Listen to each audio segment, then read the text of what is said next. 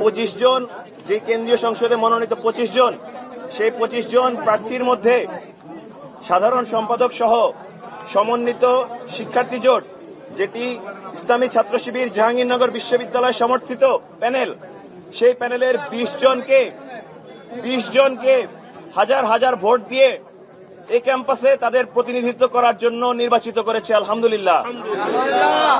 আমরা মনে করি তাদের এই ভোট প্রদানের দ্বারা আমাদেরকে নির্বাচিত করা, এটি আমাদের কোনো উৎফুল্ল হওয়া, আমাদের ব্যক্তিগত ভোগবাদী মানসিকতার বহিঃপ্রকাশ ঘটানোর কোনো জায়গা নয়। আমরা মনে করি এই শিক্ষার্থীরা আমাদেরকে এই ক্যাম্পাসে তাদের প্রতিনিধিত্ব করা, তাদের অধিকার আদায়ের জন্য সংগ্রাম করার জন্য আমানত প্রদান করেছে।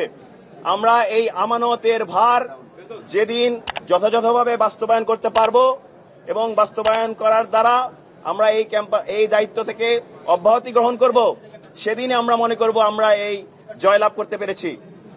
আমরা আশা রাখছি বিশ্ববিদ্যালয়ের শিক্ষার্থীরা আমাদেরকে সহযোগিতা করবে। আমরাও এই ক্যাম্পাসের যে স্বকীয়তা রয়েছে, এই ক্যাম্পাসের যেই সাংস্কৃতিক বৈচিত্র্যতা রয়েছে, এই ক্যাম্পাসের পরিবেশের যেই সৌন্দর্য রয়েছে এবং দল মত নির্বিশেষে সবার প্রতি যথেষ্ট শ্রদ্ধাশীল হয়ে, সবার ব্যক্তি স্বাধীনতাকে শ্রদ্ধাশীল হয়ে আমরা আমাদের শিক্ষার্থী বান্ধব কার্যক্রম পরিচালনা করব। এই জাকসু নির্বাচনে যারা নির্বাচিত হননি তাদের প্রতিও আমাদের আহ্বান থাকবে, আমরা একসঙ্গে কাজ করতে চাই এবং একসঙ্গে এই ক্যাম্পাসের অধিকার আদায়ের সংগ্রামে একত্রিত হতে চাই। আমরা এই আশাবাদ ব্যক্ত করে আপনাদেরকে অসংখ্য ধন্যবাদ জানাচ্ছি। জি, অসংখ্য ধন্যবাদ।